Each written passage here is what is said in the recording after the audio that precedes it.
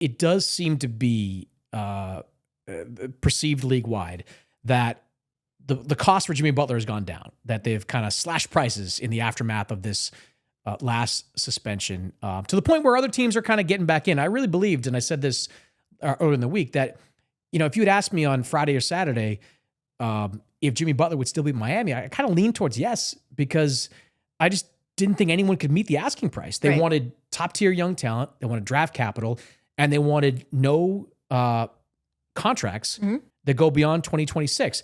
I think they still want no contracts that go beyond 2026. So sorry, Suns fans. This does not mean Bradley Beal is back in the mix. Yes. But I do think the asking price has come down to the point where I think there are teams out there, whether it's Golden State, Memphis, maybe Milwaukee, that are probably looking at Jimmy Butler and saying, even if we don't get him to sign, if we're not going to sign an extension, even if he walks at the end of the year, it might be worth it for us to take a swing on this thing. So what do you think of this idea that Miami is cutting the price for Butler, and is it worth it for a team to take a swing on what could potentially be a rental?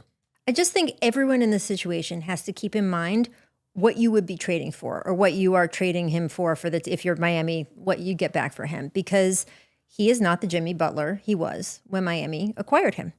And by the way, if he walks out the door and they don't get a ton back, that would have still been a good decision. Because it was 2-3 conference finals, one finals appearance. I mean, especially in a post-LeBron world where that franchise internally, not in terms of the public sphere, but took a little bit of a hit from the way LeBron left them, to be able to so quickly, in NBA terms, rebound and have those really high-profile appearances, have that Heat culture sort of underscored and all of that stuff.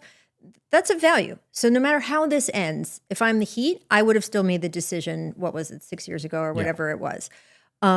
So that's one thing to keep in mind. But this isn't 6 years ago, right? So I looked up some stats here. Jimmy has averaged in his entire time with Miami, including the beginning, 58 games a year during his career there. And by the way, he's 35. That number is likely only to go down in the coming years. So that is what you are acquiring him, is that. And by the way, you want him for the playoffs. You want playoff Jimmy. What if he's hurt during the playoffs, right? Which has been part of playoff Jimmy over the last couple of years. Part of the problem, right? So you can't be in like, it doesn't matter how many games he plays. In the playoffs, he might not be there. So you have to keep that in mind. He's 35 years old. He's going to be 36 next year when, if he doesn't touch any contract stuff, if no one gives him an extension, he can just say, I'd still like another $50 million, right? So you're acquiring that too. There's a lot of people talking about, maybe you just treat him as a rental. You don't give him the extension. You're on the hook for $50 million next year for a guy who will be 36 years old, averaging at best, we think, 58 games and might not be there for the playoffs.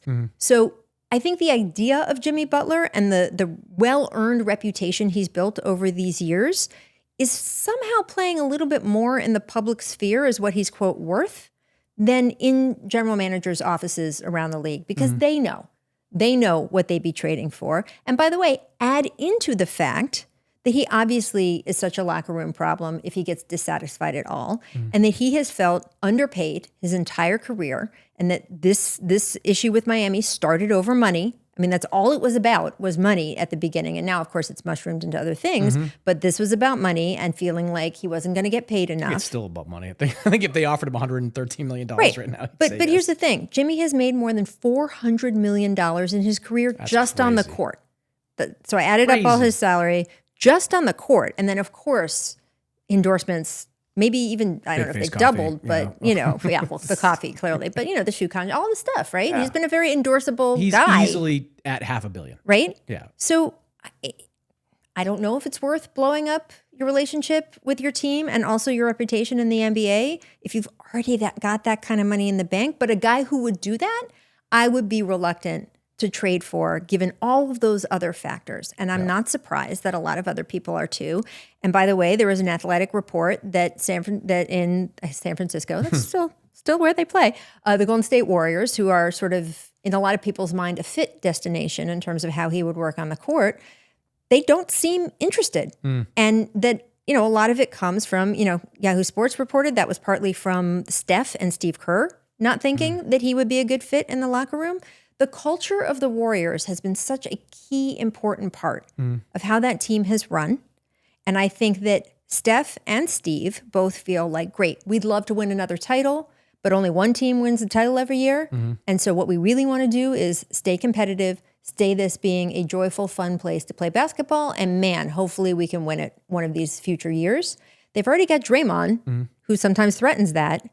I just don't see them adding And Jimmy. that kind of fits what they were saying a couple of weeks ago that we talked about, like this, they don't want to see the team make a move that will blow it up for the future, that won't move the needle far enough. Don't you think that it was the Butler talk that made Steph and Yeah, Draymond come out and say yeah. it? Because it was that week that he's a really good fit in Golden State. Look at what he could do on the court with Steph and Draymond and et cetera. And it did not surprise me at all. Golden State. Then you put two non-shooters out there on the floor. Like, that's a tough one. I'm not saying he is. I'm just saying that was definitely the narrative. It's Golden State, that's the best spot for him. That's the front runner. And it did not surprise me at all to have Steph and Draymond, who are two of the more competitive guys we have seen come through this league, sit there and say, oh, we don't want to make a trade that might hurt the future of this team when we're not here. That's a very highly unusual thing for star players to come out and say publicly in what seemed like a coordinated effort. To me, it had to be partly in response to the Butler talk. And I don't see them making that trade. And which team do you think? I'm trying to talk myself into Memphis. I'm really trying. Because I don't think Memphis is a championship contender right now. And I think Butler fits into their team. They're a better three-point shooting team than I thought they were going to be coming into this year. Luke Kennard's leading the NBA in threes. Jalen Wells came out of nowhere. Nobody expected him to do that. And a lot of their guys. And by the way, Jaren continues to just Desmond elevate. Yeah, And now you've got two really bona fide stars with him and John. Yeah, they've got a lot of guys that are mid-volume three-point shooters and that are shooting mid to high 30s from three-point range, which is good. So if you're plugging Jimmy Butler in there, I'm less concerned about the spacing. It's still kind of a problem with John Morant, who has not been great this year. He's shooting like 30% from three. So that's still, I think Ja can get his numbers a little bit higher. I just think because Jimmy Butler is still a high-level defensive guy, and that's something they've been looking for. They tried to make a play on Dorian Finney-Smith. I'm trying to talk myself into Memphis. Now, I don't believe Jimmy Butler wants to go to Memphis. I've been reporting this for a while now. But if you're the Grizzlies, and you're kind of right there, right? Like where you're the 3 seed in the West, but most people believe if you get into a conference final situation against Oklahoma City, you're going to get clobbered.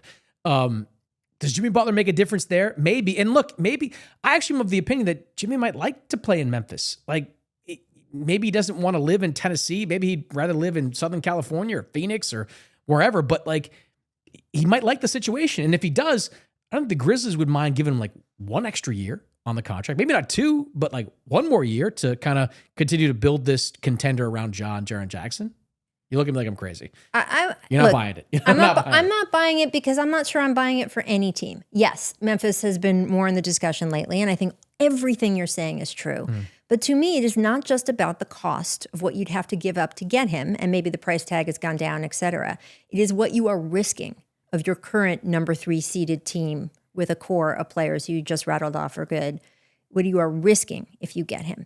Because Jimmy, if he wanted to be traded from Miami, had all of the incentive in the world to be fabulous the last couple months, right? To be a team guy, to have the right attitude, to play through injuries, to show up, increase his trade value, increase the number of teams who wanted him, and get out of town. If that is what he wanted because he wasn't going to get this extension, he had every single personal selfish incentive to do that.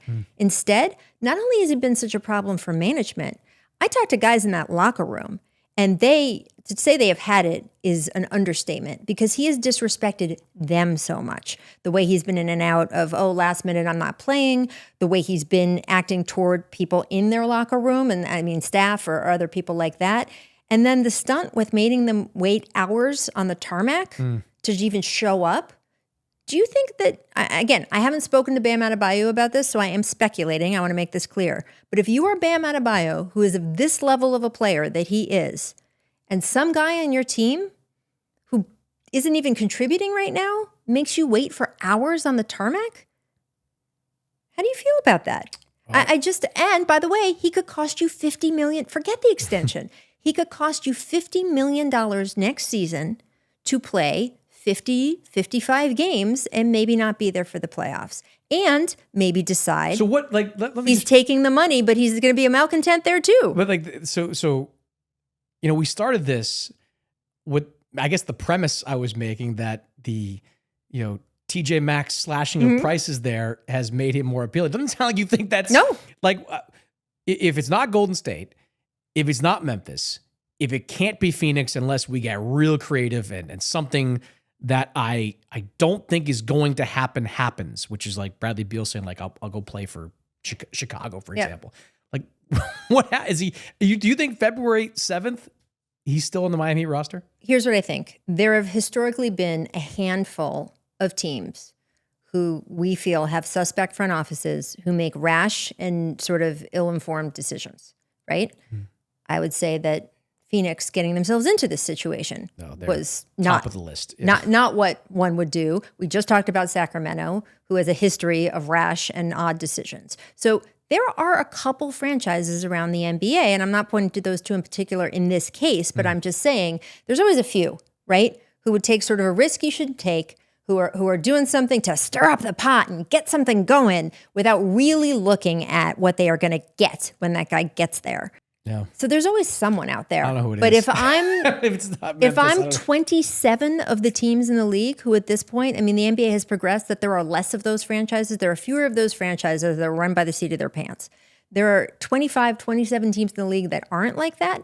I don't see why you would trade for him. I just don't. Not at this age, not with the amount of money he's owed, and not with his potential to blow up your team. Because if $400 million in career earnings, and to your point, what, twice that? Even if it's just $300 million more in endorsements, if that's not enough for you, that you are willing to tank your reputation, your trade value, how people see you as a teammate and in the league. I mean, Jimmy Butler, I don't think is ever going to be seen the same way after this series of stunts. If you're willing to trash all of that for a little more money when you already have that, anyone who trades for him has to believe he's going to do the same thing. Yeah. Which he's done at previous spots along the way. Not his first rodeo with this type of stuff. And to put a button in the Memphis stuff too, he's not a round peg, round hole fit either, because like one of the things that's made them different this year is they play fast, right? They're number one, I think, in the league in pace.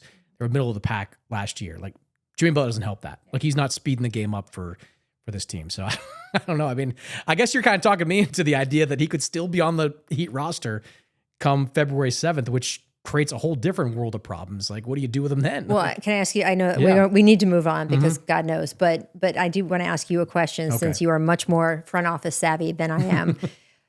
Part of the reason to suspend him as they have, instead of just saying, go away, we'll call you when we have a deal for you, is that you still have to pay him. Yeah. If you go away and we'll call you when you have a deal for you. If you suspend him, you do not have to pay him. Right. And I think regardless of the cap hit, it galls Mickey Arison and Pat Riley and that front office to be paying him for these antics. So that is why, even with the Players Association, waving their hands, why they have done it. Can that trigger be A, quicker, and B, longer? So that they could say, great, if we have to keep him on the roster, nobody else wants him, we can't get a deal for him. Can they say, great, he's suspended for the month. And if he comes back and he still pulls the same crap, he's suspended for the rest of the season. And just keep waiting for him to walk out and shoot arounds in practices. Well, no. I mean, I guess. Like, here's the thing. When there's work stoppages, which I have covered pretty extensively, both in the NFL and the NBA, the power is always ultimately on the owner's side because athletes have a ticking clock. If owners have to wait out 3 years of a work stoppage, they can just pick right back up and make money. And in a lot of cases, actually save money by not fielding these teams. Athletes lose their prime years. And by the way, if Jimmy Butler is suspended for the better part of the next 2 years, he's never playing in the NBA again. No. So at some point, do the Heat, if they are stuck with him, do they say, great, you are on a running suspension until you come and show up and contribute to this team. And if you want to waste these last years and not get paid anything, go ahead. And that to me is where, when we say who has the power in this relationship, and if the deadline passes and they can't work out a deal for him, I think I don't think it's as clear as some people seem to, that Jimmy has all the power and he can continue to screw their team and they've got to get rid of him and no matter what it costs. I think the Heat have some power too. And Jimmy has both money, which we now know is very important to him, and time and the rest of his career to lose. The stakes for him are also pretty serious here. And I think like that's something to just take into this consideration. How long, you know better than me, how long can they do it for? I mean, if any team has the backbone to do it, it's probably Miami because you have a coach and a president that have no fear, right? Like they are locked in. They are two of the best at their respective positions, and they are largely in lockstep with every decision that's made internally. It could lead to some wild scenarios where, February 7th, Butler comes back. Eric Spoelstra says you'll still come off the bench after Haywood Highsmith, and he leaves again, and then we're back where they started. I do, and you sound like you've done more reporting on this than I have. Like, watching them play that Orlando game, like you can't bring them back after that. Like Orlando's a good team, and they beat them in overtime. Like despite all the drama, and Ware played well, in that starting spot. Jovic playing like this has got to be the team they have moving forward, and it's gonna be fast. It's gonna be an interesting 10 days with this. I'm just wondering if there's a different way to achieve this is the team they have going forward besides trading him. If they can't get some, I mean, they're obviously trying, but if they can't get something done. And is the switch for Jimmy, you may never play in the NBA again if you continue this. Yeah, I mean, I guess keep suspending him. And look, you're going to face a lawsuit. You're going to face the players union pushing back. But like that's what you got to do because you got to look out for the long-term health of your team as well. I'm sure they've got lawyers over there figuring this. They're thinking about what's the next step or how do we get out of paying, I'm sure in his contract. Like if you withhold services, does your player option all of a sudden become... we don't know all the details of that contract. It'll be fascinating. This is my other side of the coin that I just don't think That's people good. are talking I appreciate about. the other side of the coin on that one. I hadn't looked at it too far on that side.